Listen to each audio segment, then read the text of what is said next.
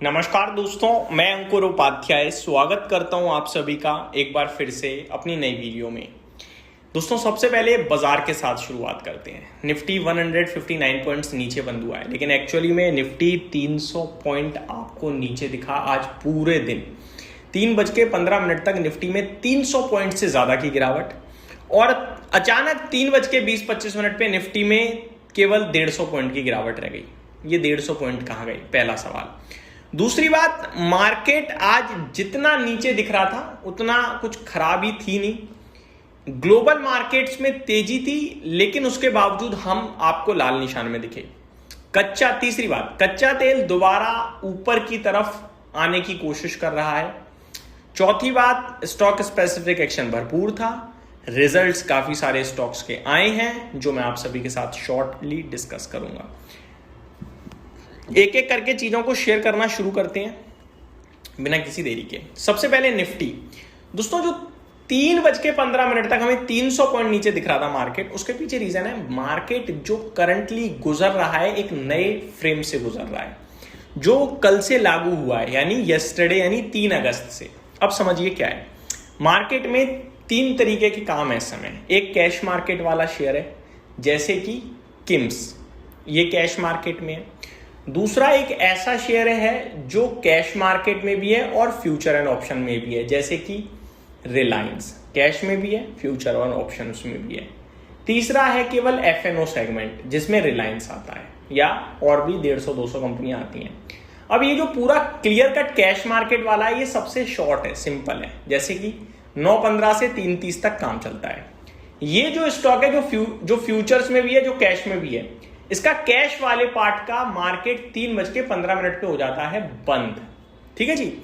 और ये जो फ्यूचर्स वाला बचा है, ये आपका 3:40 पे बंद होता है, यानी कि 3:30 पे एकमात्र कैश वाला बंद हो रहा है। बाकी मार्केट एक 3:15 और एक 3:40 का है। ठीक है। अब आप समझिए, कैश वाला रिलायंस बंद हो गया 1350 पे, फ्यूचर्स वाला रिलायंस आपका ऊपर जा रहा है, तो उसके प्राइस को देखकर कैश वाला ऑटोमेटिकली एडजस्ट होने लगा है। दुनिया भर के मार्केट में कैश के प्राइस को देखकर फ्यूचर का स्टॉक अपने आप को एडजस्ट करता है। हमारा बाजार उल्टा कर रहा है। क्यों? क्योंकि हमारे मार्केट में फ्यूचर्स में तो लिक्विडिटी है, लेकिन कैश में लिक्विडिटी नहीं है। ये चल रहा है। अब जो ये एडजस्टमेंट होता है ना अचानक से 150 पॉइंट का, ये अगर आप नोटिस करो तो सुबह से था। निफ्टी के फ्यूचर्स मात्र 100 पॉइंट नीचे थे, वहीं हमारा कैश मार्केट, हमारा जो निफ्टी स्पॉट में था, जो आप और हम बात करते हैं देखते हैं, वो 300 पॉइंट नीचे था। मिसमैच, ये मैच हो गया एट द एंड। समझ गए? तो ये चल रहा है और ये कुछ दिन चल सकता है, लेकिन इवेंचुअली अगर ये चीज सक्सेसफुल हुई तो इससे प्राइस डिस्कवरी आसान होगी और मैनिपुलेशन बंद हो जाएगा। ये बड़ी बात है। अब बढ़ते हैं आगे। मार्केट के लेवल्स देखो, निफ्टी जब तक 24,600 के पास है या ऊपर है तो कोई दिक्कत ही नहीं है।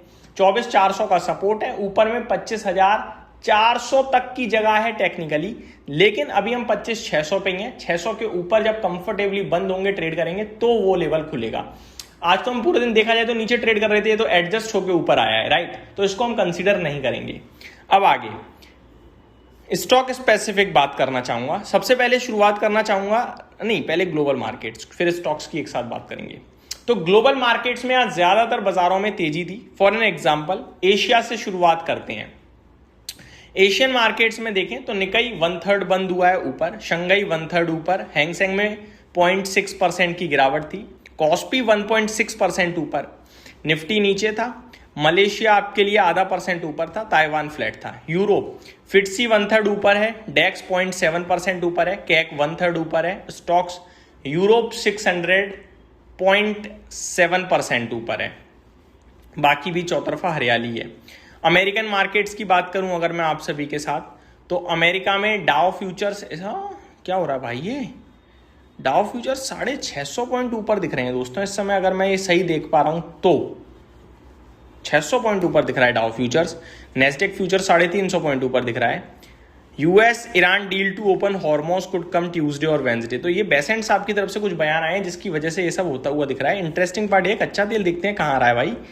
इतनी अच्छी, हाँ कच्चा तेल 2.5% नीचे आ गया है। मैंने आपसे स्टार्टिंग में क्या बोला था, कच्चा तेल ऊपर है। ये न्यूज अभी अभी फ्लैश हुई है जिसकी वजह से कच्चा तेल $85 से सीधे $81.7 बैरल्स पे पहुंचा है। तो ये बड़ी खबर है जिसको मैं आप सभी के साथ अगली वीडियो में कवर करूंगा।